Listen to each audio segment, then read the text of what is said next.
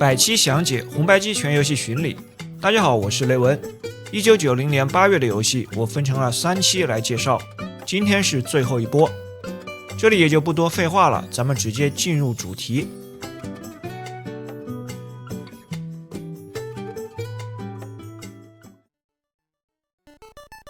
泰坦，光听这个名字会以为是什么科幻或者神话题材内容的作品，实际确实也是科幻的题材，但仅限于极其潦草的故事背景，本质上是一款类似于打砖块的益智游戏。红白机的这个版本是移植版，原版于1988年发布在几个电脑平台，由当时的法国公司 Titus 开发发行，索菲尔将它移植到了红白机上，1年后还有一个 PCE 的移植版。早年这种由欧洲公司开发的电脑游戏放在红白机上比较显眼，并不是他们做的有多好，而是从设计上有自己独特的气质。故事背景在未来的2114年，一种叫做泰坦大赛的全新游戏形式被创造出来，参赛的获胜者将得到巨额的奖金，吸引着人们参与疯狂的冒险。玩法从表面上来看和打砖块差不多，控制一个小方块的光标在屏幕内横向或者是纵向移动，游戏的画面也会跟随光标滚动，目标是用光标击打小球，清除关卡内的砖块，或者是通过出口过关。按住 A 键可以让光标减速，按住 B 键能让小球减速。在开始画面有2个可选的游戏模式，第一个原版模式里有80个关卡，刚上手会感觉很无聊，在封闭的空间里球弹来弹去，没有强化的道具，随便玩都能过关，也不会挂掉。但越往后的关卡，地图的范围不断扩大，会有多个屏幕大小，逐渐变成一个巨大的迷宫。用选择键能在小球和控制的光标之间切换画面追踪的对象。有些砖块像是灰色骷髅图案的，小球或者光标触碰就直接挂掉；有的砖块小球击倒不效，得用光标碰撞才能清除。绿色骷髅的图案，小球不能碰，但可以用光标清除。像滚轴的黑色砖块会让通过的光标滑行，绿色砖块的中间有黑色圆球的图案，可以用光标推动，作用是能用来阻挡小球。粉色的砖块可以进行传送，黑色的方块撞击后慢慢的变成骷髅，还有的砖块仅限于光标或者小球通过等等。这些元素结合起来，就形成了一个在迷宫内弹球加上解谜的玩法。常规的关卡过关后有密码用于续关，也可以玩第2种挑战模式，有10个级别的挑战关卡可选，难度都相当的大。在这些关卡里的目标都是要在限定的时间内通过解谜引导小球到达出口的砖块。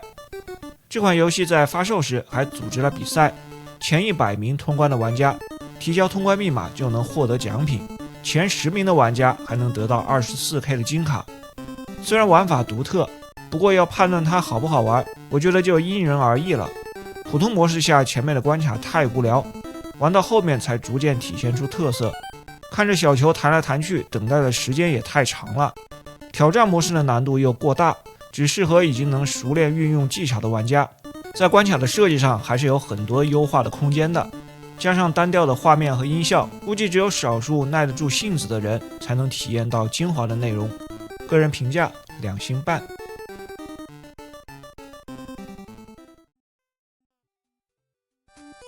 香草王国又是一款益智解谜类型的游戏，由东星开发，东京屋发行。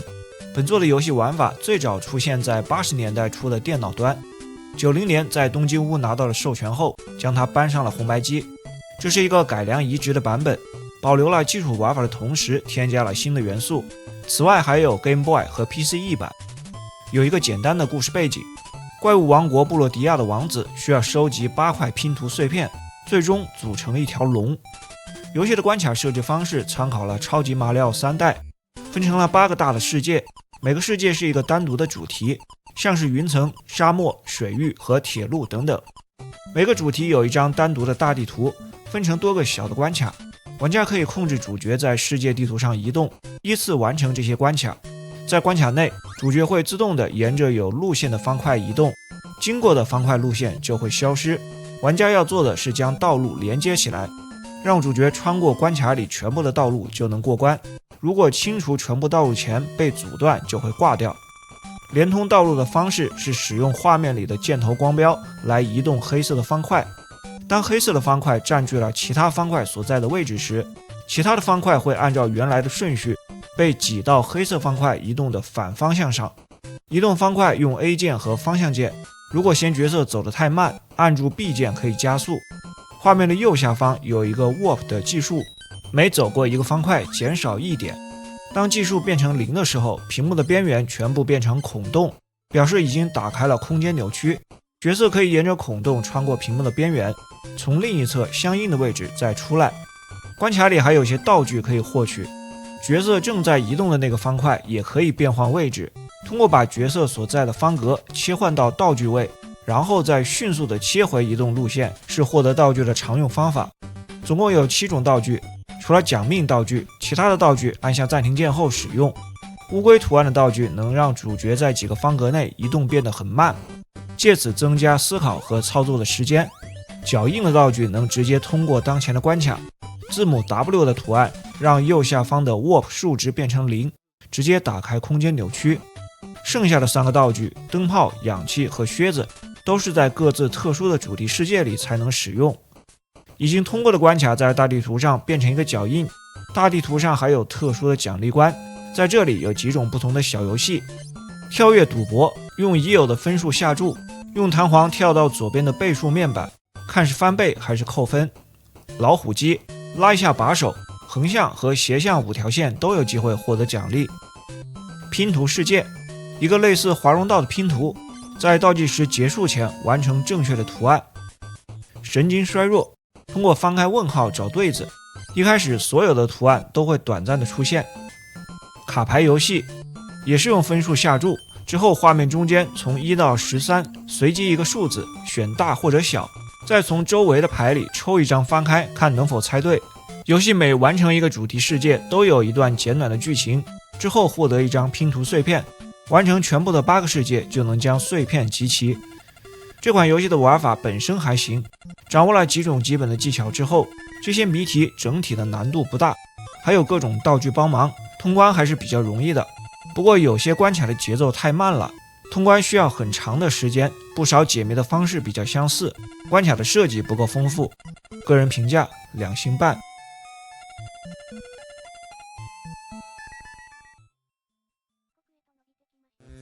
SD 高达外传《骑士高达物语》由东星开发、万代发行的一款角色扮演作品。SD 高达是万代旗下重要的游戏系列，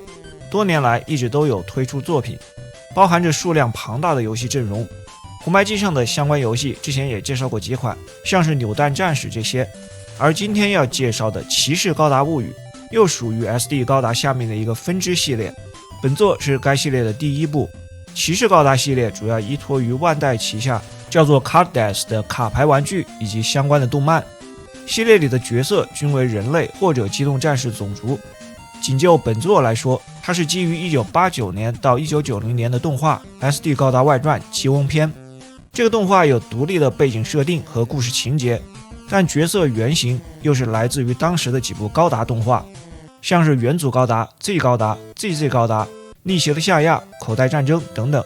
动画故事发生在骑士世界，某日天空中出现一颗流星，原来这是一名失去记忆的骑士，他出手救下了遭到吉翁士兵追捕的公主弗拉。弗拉将骑士介绍给了国王雷比尔，国王赐予他骑士高达的名字，并命令下属战士加农炮以及僧侣太空坦克2人与骑士高达一起寻找传说中的石板。在旅途当中，又有骑士阿姆罗、雪拉加入队伍，还遇到了与他的记忆有密切关系的魔头撒旦高达。动画的故事有4个篇章，而本作的游戏剧情和角色的形象都基于动画的前半部分的2个篇章：拉克罗亚的勇士和传说的巨人。搞清楚了复杂的设定和关系，再来看看游戏本身的内容。和之前介绍的很多 RPG 一样，首先一句话就是大量借鉴了《勇者斗恶龙3》，不管是系统还是战斗的方式，相似的部分就不说了，介绍一下有特色的内容。最主要的当属本作的卡牌系统，在商店里的一台白色盒状机器里购买和收集卡牌，每张售价20金币。售卖卡牌的机器和价格都是参照了现实当中 Carddash 的机器。如果拥有卡牌册子，相同的卡牌最多可以收集3张，超过3张的部分将以10金币的价格回购。卡牌上会列出这些角色在战斗当中的真实属性，能用于了解敌方角色的实力。到了游戏的后期，比较特殊的卡牌要在特定的地点才能获得。有了卡牌以后，在城镇里与卡达斯战士对话，能展开卡牌对战。从收藏的列表当中选择卡牌，每场战斗可以使用1张角色卡和1张支援卡。无论胜负，已经使用的卡牌都会被消耗掉。如果获胜，能像普通的战斗一样获得金钱和经验值；如果对手使用强烈的卡牌，就能获得大量的经验值和金钱。整个的流程当中有7个可玩的角色，除了主角骑士高达一开始遇到的2个国王下属，战士加农炮和僧侣坦克，后面还有骑士阿姆罗、雪拉、斯莱格和尼莫。这些角色的职业设计也都对应勇者斗恶龙里的勇者、战士、僧侣、武术家等等。高达动画里的特殊招式也变成了游戏里各种类型的魔法，种类相当的多。在战斗中，最多4人的队伍参战，已经加入的角色如果不在战斗的队伍里，有时也能作为盟友出现，但无法接受指令，也不会接受支援或者治疗。还有些细节的设计比较有意思，像是有一个账本能预设金额，当持有的金钱数量达到设定值后会有提醒，花少量的钱能够买保险。战斗当中，即便全军覆没，也不会损失一半的钱。在开始的画面继续游戏时，会以动画的形式呈现前情提要。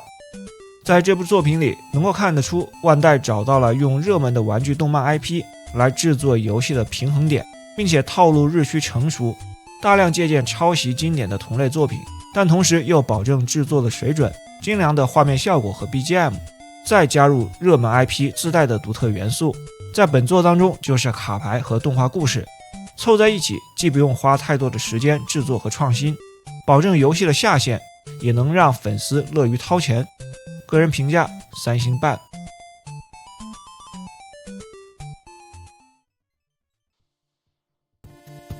孔雀王2根据荻野真经典的同名漫画改编的游戏，红白机上该系列的第2部。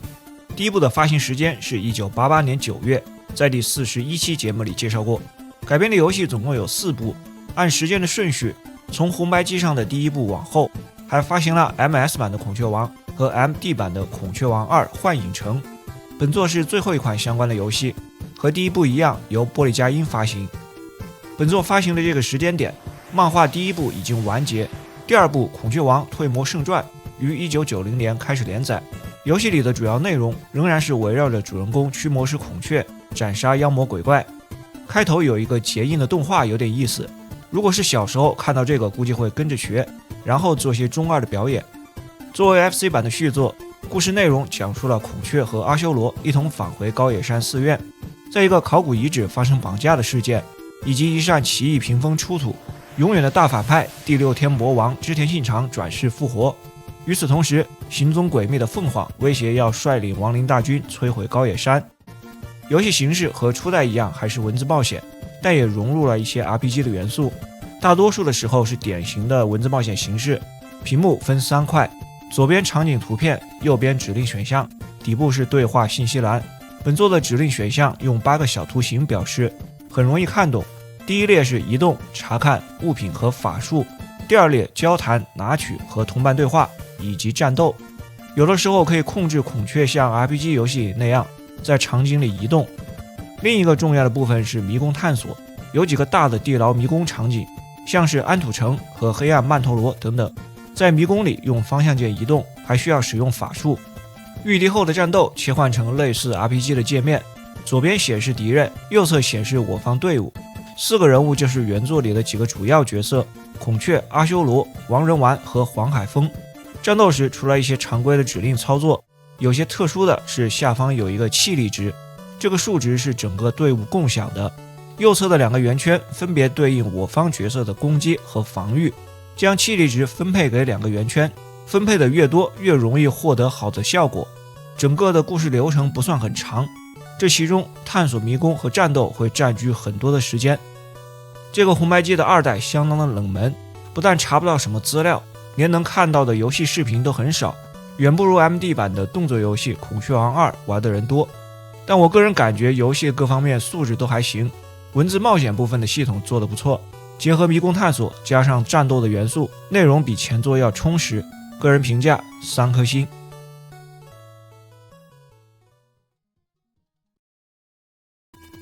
摩天童子由 Quest 开发的一款横版动作作品，最先发行了日版，同年11月由阿斯米克发布了美版。美版的游戏名直译叫做征服水晶宫殿。相比最初的日版，修改了一些故事设定，相对应的一些敌人角色的形象和场景图形做了替换。这些改动可能是考虑到当时的北美玩家对东方文化里的神神鬼鬼难以理解。不过整体上看，内容玩法变化不大，美版的难度略有降低。日版的故事是暗黑界的辉明王破坏了天上界的和平，并夺走了世间的光明。10几年之后，天界的幸存者天童长大了，陪伴着天童的狗子告诉主角，想要打倒辉明王，就要从摩天山前往敌人的老巢。美版的故事也是差不多的路数，只是将故事里的角色名字和地点替换成了西方玩家更容易理解的方式。邪恶的扎拉斯征服了水晶王国，王子法龙带着他的狗扎普和邪恶对抗。游戏的一开始，作为神犬的狗子会让天童从3种颜色的宝玉当中选择一个。3颗宝玉的作用分别是获得发射火球的远程攻击、增加生命值上限和增加跳跃的高度。没有选择的宝玉也可以在游戏的过程中获得对应的效果，但后期得到的某些能力只是暂时有效。初始的武器是挥舞剑攻击，基本的操作除了常规的 A 键跳跃、B 键挥剑，角色可以下蹲，蹲下也能攻击。挥剑攻击的同时，快速的按反方向键能使出更强烈的回伸斩。画面的底部有2个生命槽，左边的是天童的生命值，右边是神犬的生命值。按住方向键下加跳跃键，可以在最下面的道具栏切换。总共有5个固定的道具。第一个狗子的图案，召唤神犬加入战斗。第二个就是常规的近战武器。如果一开始选择了带有远程攻击效果的宝玉，它会出现在道具栏的第3格。远程攻击的威力不如近战，而且还会被某些敌人免疫。剩下的2个固定道具在后面的流程里获得。消灭场景里的敌人会掉落金额不等的钱币，积累金钱后能到商店购买道具。路上遇到一个丸子头的少女，名字叫林峰，和她接触进入商店。商店里可以购买第4个固定的道具犬笛，作用是能让狗子在战斗中释放强力的必杀技。其他的道具除了和宝玉相同的效果，还有给天童和神犬回血的奖命的道具，以及近战的剑强化冲击波这一类武器强化的道具。在商店里，林峰还会穿插一些新闻播报，内容相当于一些关卡里的提示。有时候在场景里也能得到一些道具。总共有5个关卡，每关的末尾有一场 BOSS 战，从第1关的摩天山开始，第2关是天上宫。这关有一个隐藏路线，从这个坑里跳下去，打倒长得像关羽的 BOSS， 救出月姬仙子，就能得到第5个固定道具月之玉镜，作用是在关卡内有限次数的全屏攻击，之后经历恶鬼界、焦热界，最后到达辉明宫面对辉明王。这款横版动作类型的游戏，武器和道具的元素比较丰富，5个关卡不算长，有少量的隐藏路线和最后一关的迷宫路线，但关卡设计离顶尖的水准还差了一些。角色的操作手感算不上太好，跳起后挥剑有一个明显的快速下坠，感觉有些奇怪。总体上从制作的品质来说还算不错，带有浓厚东方色彩的风格，在红白机游戏里算是比较少见的，这一点对于国内的玩家来说是有加分。个人评价3星半。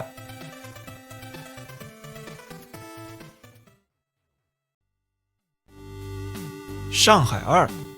关于这个麻将的消除类游戏，我之前的视频里介绍过红白机的1代和 PCE 版的1代。FC 版的初代于1987年12月发布，在第30期介绍过。初代的原版由动视公司于1986年发布在各大电脑平台，之后拿到授权的其他厂商将它搬上了主机。2代的原版是 Sunsoft 1989年发布的街机版，后来也登陆了很多其他的平台。红白机版也是 Sunsoft 发布的。规则玩法和初代完全相同，从一堆牌里选择2张相同的牌，就可以将这2张牌移除。但如果左侧和右侧都有相邻的牌，或者顶部有牌遮挡，则无法选择。把牌全部移走，游戏完成。如果剩余的牌按照规则无法消除，就会因为僵局而导致结束。当然，这款续作也有新的内容和变化。之前红白机上的初代上海是用麻将的颜色来区分所在的层级，这种是参照了最原始的版本设计，而2代就给麻将牌增加了立体效果，更容易分辨位置。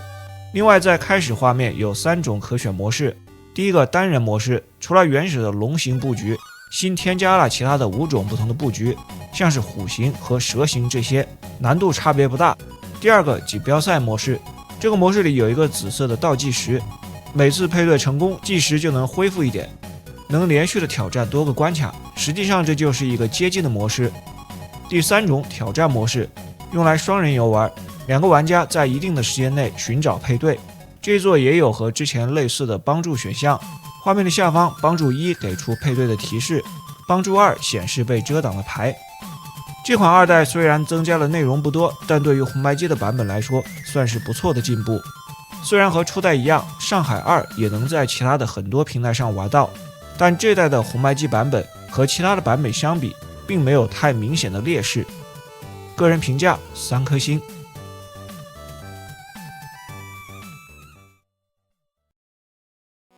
雀豪讲完了麻将消除游戏，又来了一款真正的麻将游戏。本作是由 Victor 胜利发行的。如果是一直看这个系列的朋友，千万不要觉得红白机上的麻将游戏数量太多。实际上，如果你把所有当年这些老主机拉出来，特别是网络普及之前的主机，每个平台上的麻将游戏都不少。这款游戏的唯一特点就是在开始界面要注册自己的资料，输入出生日期、名字，类似于创建一个账号，还要加密码，以保证只有自己能够使用这个账号。用这个账号打麻将会记录下对局的次数、胜率等信息，选择其他3个电脑对手就可以开局了。电脑对手也不会根据玩家的胜率调整 AI， 实际上没有什么意义。这是一个4人麻将，桌面以一个俯视角的方式呈现，但自己的牌除外。整个对局的过程没有什么特别的地方，就是最基础的打麻将，没有模式选项，没有个性化的人物角色，没有故事情节，甚至没有音乐，连麻将的形状都好像被压扁了，上面的字都不容易辨认，简直可以用简陋来形容。红白机上的麻将游戏之前已经介绍过很多了，如果是在主机发售的初期见到这样一款游戏还算正常，但到了这个时期，各家厂商的麻将游戏为了体现出差异，都在想方设法的出花活。不明白发行方在这个时候拿出这样一款质朴的游戏，凭什么来赚钱？个人评价2颗星。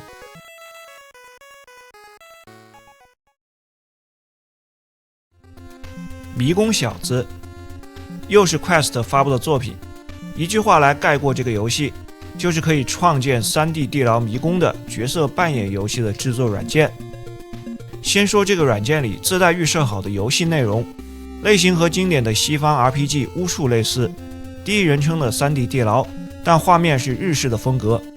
玩家操控一支由3名成员组成的队伍，开始可以自由选择12种职业，包括战士、游侠、妖精、法师等等，每种都有不同的属性和成长率，也擅长不同的魔法。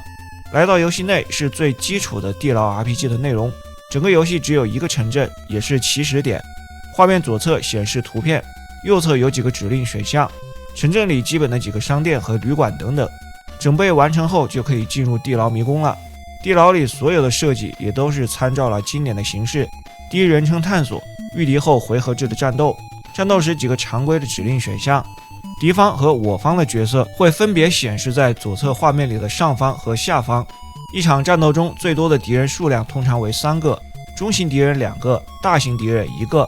魔法种类还比较全，分为攻击、防御、恢复和辅助类。战斗时释放魔法有动画效果。这个自带的地牢分为5层，每层是32×32的大小，通关不用花太多的时间。接着讲讲本作精华的编辑模式。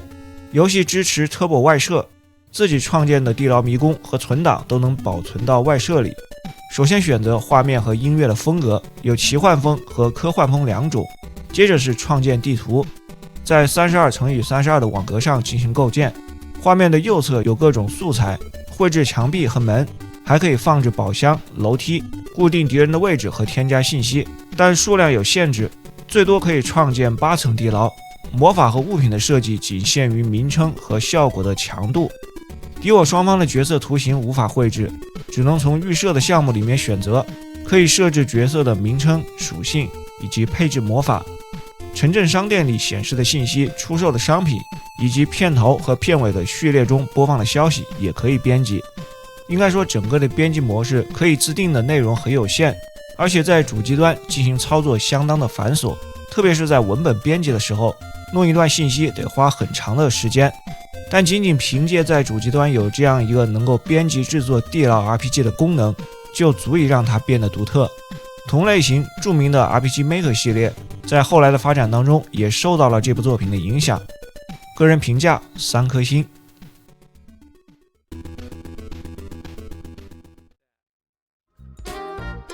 好了，以上就是本期的全部内容。如果您喜欢这个系列，还请多多点赞、评论、订阅、关注。感谢收看，咱们下期再见。